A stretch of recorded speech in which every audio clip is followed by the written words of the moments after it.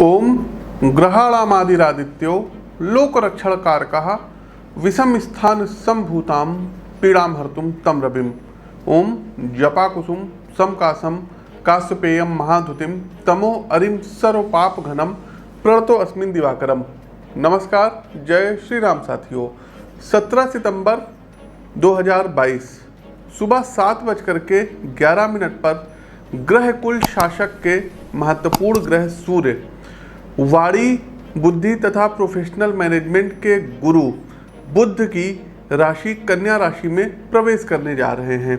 सूर्य का कन्या राशि में प्रवेश, जहां 4 राशियों के लिए प्रोफेशनल मैनेजमेंट, फाइनेंशियल मुद्दे तथा करियर में अनएक्सपेक्टेड ग्रोथ देने वाला होगा, वही 7 राशियों को नौकरी, व्यवसाय तथा धन संबंधी मामलों में नई चुनौतियों का सामना करना पड़ेगा। प्रिय दर्शकों, सूर्य का ये गोचर 17 सितंबर से 17 अक्टूबर तक कन्या राशि में रहेगा। फिर शाम के समय 17 अक्टूबर को सूर्य अपनी नीचस्थ राशि तुला में प्रवेश कर जाएंगे। सूर्य आपसे सक्सेस के लिए अब एक्स्ट्रा मेहनत करवाने जा रहे हैं। प्रिय दर्शकों, आइए क्रमवार जानते हैं कैसा रहेगा मेष से लेकर के मीन राशि के जातकों के लिए सूर्य देव का गोचर, और साथ में जानेंगे आवश्यक उपाय एवं पारिवारिक तथा पेशेवर जीवन सफलता के गुरु मंत्र। लेकिन गुरु मंत्र जो रहेगा, उपाय जो रहेगा, ये सबसे अंतिम में रहेगा। तो उपाय, जैसे आपकी मेष राशि है तो उपाय अंत में जाकर के आप देख सकते हैं। दूसरा दर्शकों, एक चीज और आग्रह है, आप लोगों से अनुरोध है कि यदि आप सोशल मीडिया के दूसरे साइट्स पर अभी तक आप हमको फॉलो नहीं कर रहे हैं तो सभी के लिंक डिस्क्रिप्शन बॉक्स में दिए गए हैं, वहां पर आप हमको जा करके फॉलो कर सकते हैं। ट्विटर पर पीटी आशीष वत्स के नाम से हमारी आईडी है, वहाँ फॉलो कर सकते हैं। फेसबुक पर आप देख रहे हैं, फॉलो कर लीजिए। यूट्यूब हो गया, इंस्टाग्राम हो गया, इस पर फॉलो कर सकते हैं। हर महीने दर्शकों दिल्ली आगमन होता है, आप स्क्रीन के दिए गए नंबरों पर पता कर सकते हैं। इस बार दर्शकों अक्टूबर महीने में खास करके 14, 15 और 16 अक्टूबर को हमारा मुंबई आगमन होगा। तो जो भी दर्शक मुंबई से हैं या इसके आसपास के क्षेत्र से हैं, आप लोग हमसे मिल सकते हैं। लाइक करते चलिए, शेयर करते चलिए और कमेंट बॉक्स में एक बार जय श्री राम को उद्घोष कीजिए। चलिए आगे बढ़ते हैं। हमारी अगली राशि आती है लियो अर्थात सिंह राशि।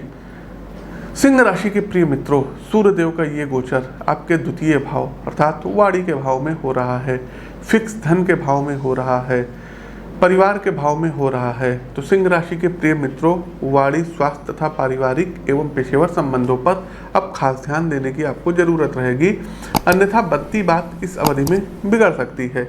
सबसे पहले यदि स्वास्थ्य के संदर्भ में बात करें तो आपकी भोजन आदतें आपको गंभीर नुकसान पहुंचा सकती है, क्योंकि जो द्वितीय भाव होता है ये आपके जिह्वा का भी होता है, ये आपके स्वाद का भी होता है। अतः आपको अपनी डाइट से ज़्यादा तला भुना और वसा वाला भोजन बाहर करना होगा। ये अवधि आपकी वाणी को काफ़ी तीखा बनाएगी, आपकी बातें लोगों को पसंद नहीं आएगी, उलूल जुलूल बात आप लोगों को बोल देंगे, लूज टॉक आप करेंगे। कार्यस्थल पे आप मामूली बातों को लेकर के अपने सहकर्मियों पर बिफर सकते हैं, जिससे आपके मध्य शाब्दिक तकरार बढ़ेगा, जो न सिर्फ आपको मानसिक रूप से प्रभावित करेगा बल्कि कैरियर के पॉइंट ऑफ व्यू से भी आपको नेगेटिव रिमार्क दिलाएगा। हमारी इस बात का ध्यान रखिएगा। परिवार के मामलों में आपका अनावश्यक अहंकार रिश्तों के बंधन को नाजुक बना सकता है, अतः किसी भी स्थिति में धैर्य का साथ न छोड़िएगा।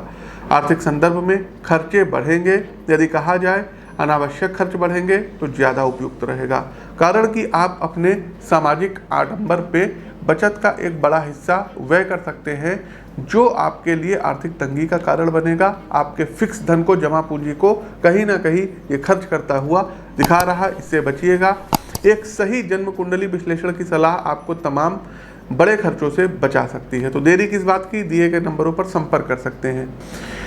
तो प्रिय साथियों, ये तो था सूर्यदेव का कन्या राशि का जो गोचर था, ये मेष से लेकर के मीन राशि के जातकों का क्या प्रभाव पड़ेगा। अब आते हैं उपाय पर कि आपको उपाय क्या करना है।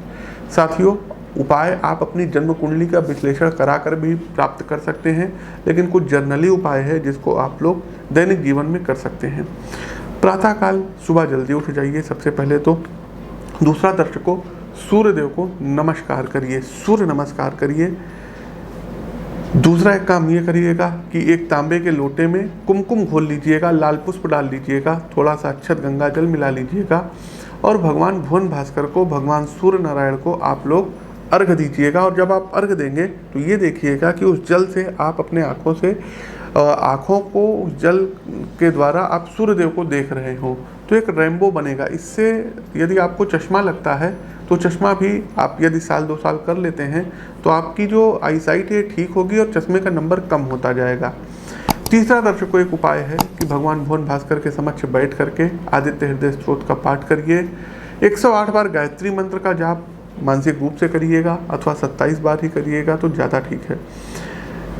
गायत्री मंत्र का जो पाठ होता है दर्शकों, यदि आपका यज्ञोपवीत हुआ है तभी करिएगा।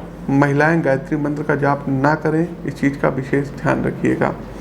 यदि संभव हो दर्शकों तो माणिक्य रत्न आप जरूर धारण कर लीजिएगा।